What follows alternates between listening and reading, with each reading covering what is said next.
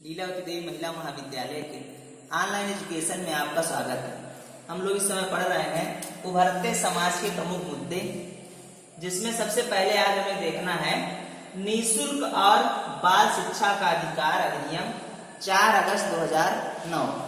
निःशुल्क एवं बाल शिक्षा का अधिकार अधिनियम 4 अगस्त 2009 को जब पारित हुआ तो वह भारतीय शिक्षा के क्षेत्र में बालकों के लिए एक वरदान जैसा ही था, क्योंकि 4 अगस्त 2009 को एक अधिनियम बनाकर इसे मौलिक अधिकार के रूप में शामिल कर लिया गया था।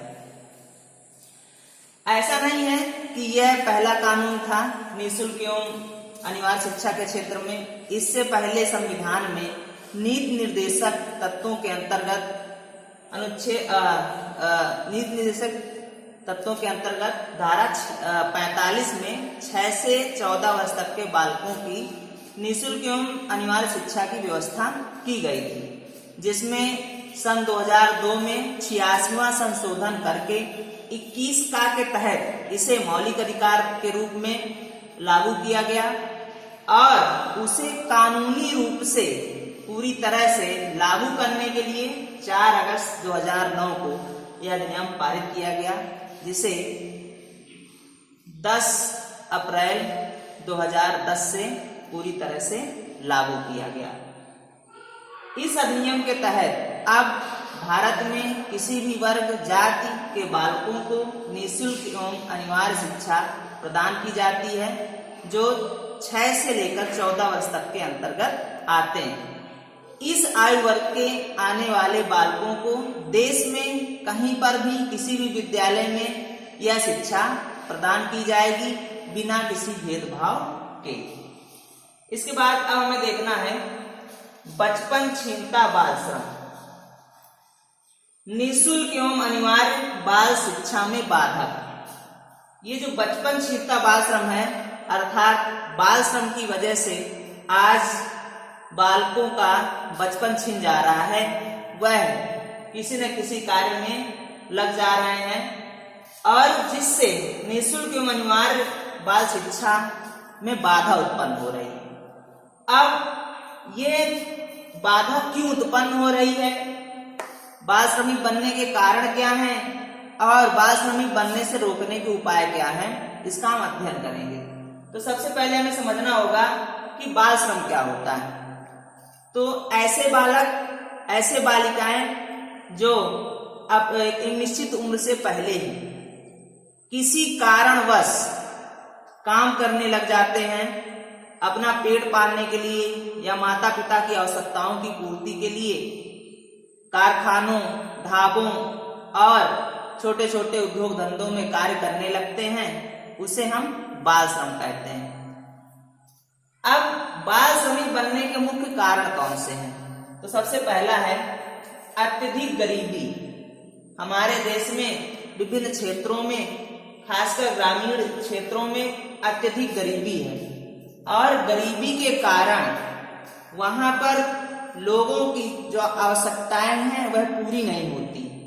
आवश्यकताएं पूरी न होने के कारण अभिभावक अपने बच्चों को छोटे छोटे कार्यों में या छोटे छोटे उद्योग धंधों में लगा देते हैं, जिससे वह पढ़ना लिखना छोड़कर काम करने लगते हैं और बाल श्रमिक बन जाते हैं। दूसरा है सामाजिक कारण।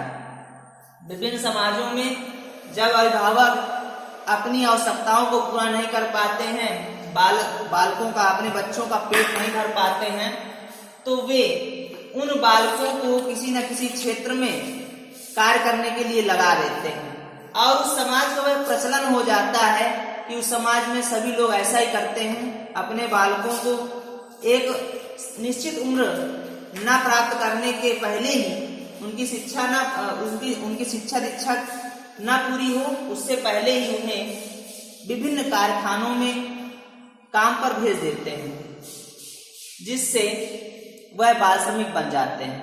इसके साथ है प्राकृतिक कारण। हमारे देश में विभिन्न क्षेत्रों में गरीबी है और वहां पर प्राकृतिक रूप से संसाधन भी उपलब्ध नहीं है, जिसकी वजह से वहां पर रहने वाले अभिभावक अपने बच्चों को विभिन्न कार्यों में कार्य करने के लिए मजबूर होते हैं या विभिन्न कार्यों में भेजने के लिए मजबूर होते हैं। जैसे जिन क्षेत्रों में कृषि आदि के कार्य होते हैं वहां पर माता पिता अपने साथ बच्चों को भी कृषि कार्य आदि में संलिप्त कर लेते हैं, जिससे वह बाल श्रमिक के रूप में कार्य करते हैं। इसके बाद है जनसंख्या वृद्धि का दबाव। हमारे देश भारत में जनसंख्या वृद्धि का अत्यधिक दबाव है। आप सभी जानते हैं कि जनसंख्या के क्षेत्र में भारत का दूसरा स्थान है, और जब एक ही माता पिता की कई संतानें होती हैं तो वह उनका भरण पोषण सही से नहीं कर पाते हैं।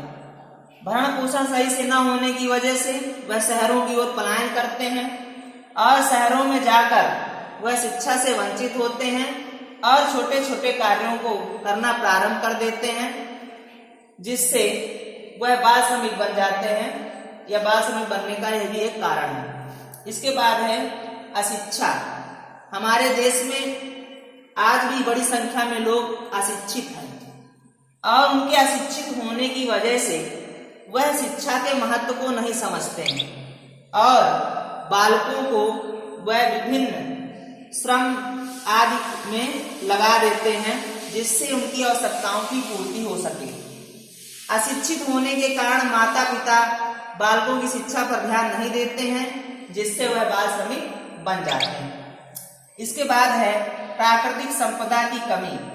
हमारे देश में आज विभिन्न क्षेत्रों में प्राकृतिक संपदा की कमी होती जा रही है। जैसे किसी क्षेत्र में पानी की कमी हो जाना, वहां पर पेड़ पौधों जंगलों की कमी हो जाना, या विभिन्न प्रकार से उन संसाधनों का अभाव हो जाना जिनसे वहां पर रोजगार लोगों को प्राप्त होता था, और उन प्राकृतिक संपदाओं की कमी की वजह से अब उनको रोजगार नहीं मिल रहा है और ऐसी दशा में वह पलायन करते हैं और शहरों में जाकर वह पूरी तरह से बाल श्रमिक के रूप में कार्य करने लगते हैं।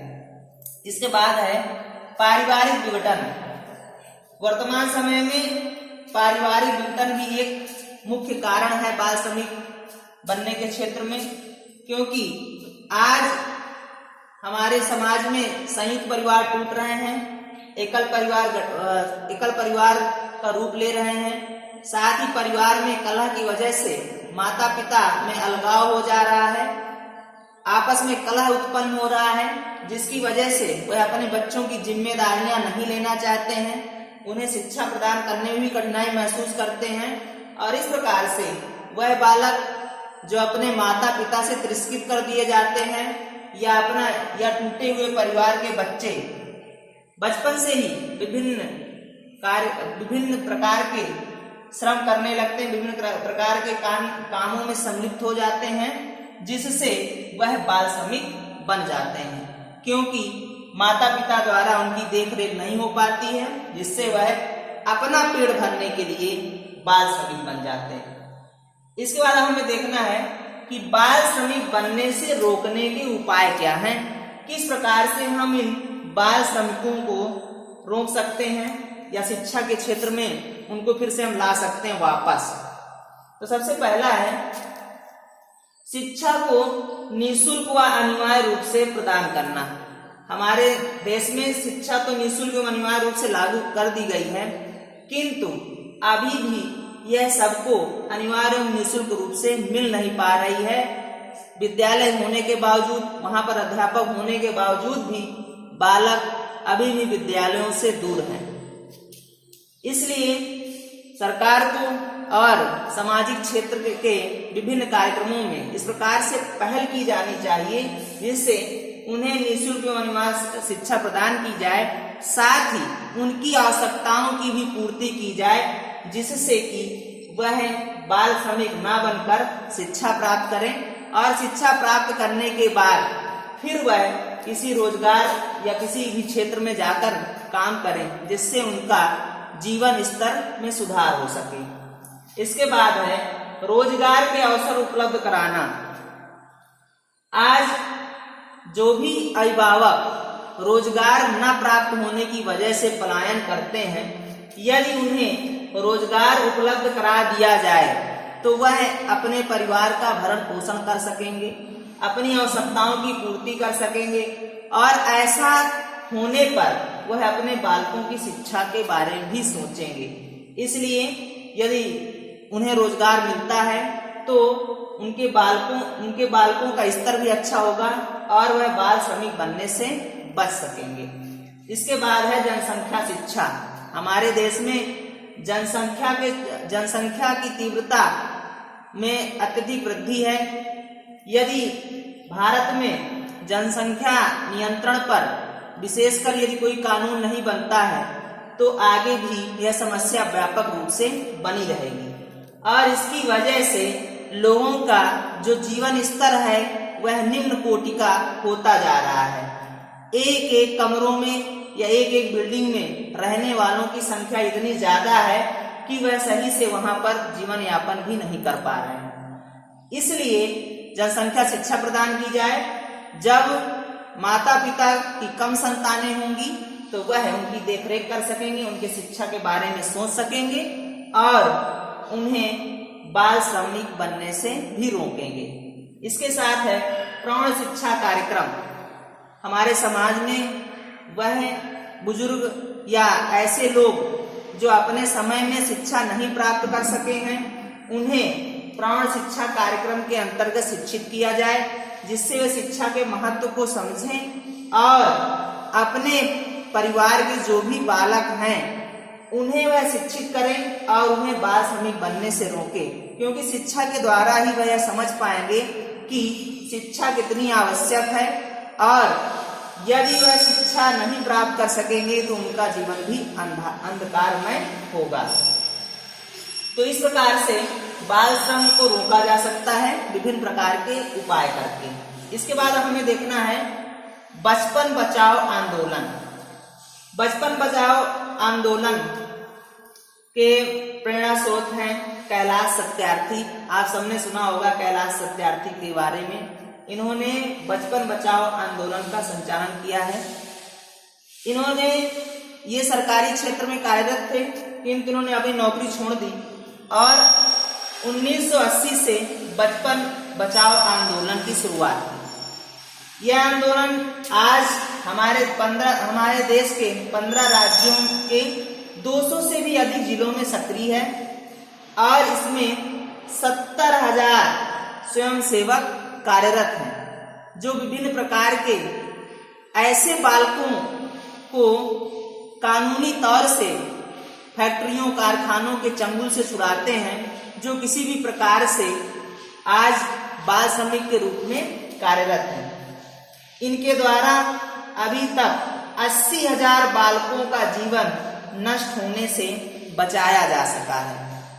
यह केवल भारत में ही नहीं, भारत के बाहर भी विभिन्न देशों में इस कार्यक्रम का संचालन कर रहे हैं और ऐसे बालक जो किसी प्रकार से ना चाहते हुए भी किसी उद्योग धंधे में, कारखाने आदि में कार्य कर रहे हैं तो यह उनकी सहायता करते हैं। यदि माता पिता या अभिभावक उनकी देखरेख नहीं कर सकते हैं तो इनके द्वारा अपने जो अपने आश्रम बनाए गए हैं, जो अपने संस्थान बनाए गए हैं, उन आश्रमों में, उन संस्थानों में ऐसे बालकों को स्थान दिया जाता है, रहने की व्यवस्था की जाती है जिनके माता पिता उन्हें अपने पास रखने में सक्षम नहीं है। कैलाश सत्यार्थी ने 1998 में जो 103 देशों में बचपन बचाओ आंदोलन संबंधित एक यात्रा चल रही थी उसका इन्होंने नेतृत्व भी किया है और 2014 में इन्हें नोबेल पुरस्कार, शांति के क्षेत्र में नोबेल पुरस्कार भी प्राप्त हुआ है, जिसके बारे में आप सबने जो है सुना भी होगा। तो बचपन बचाओ आंदोलन ऐसे बालकों की सहायता के लिए कार्य कर रहा है जो किसी भी कारणवश विभिन्न उद्योग धंधों, कल कारखानों आदि में कार्यरत हैं, जो वहां पर अपनी आवश्यकताओं की पूर्ति के लिए कार्य कर रहे हैं, वह उनको मुख्य धारा से जोड़ने का प्रयास करते हैं और उनके शिक्षा की व्यवस्था भी इनके द्वारा की जा रही है। तो भारत देश में कैलाश सत्यार्थी द्वारा किया गया प्रयास अत्यंत सराहनीय है, जिसे अब आपके पाठ्यक्रम में भी शामिल किया गया है। तो आज के लिए इतना ही, धन्यवाद।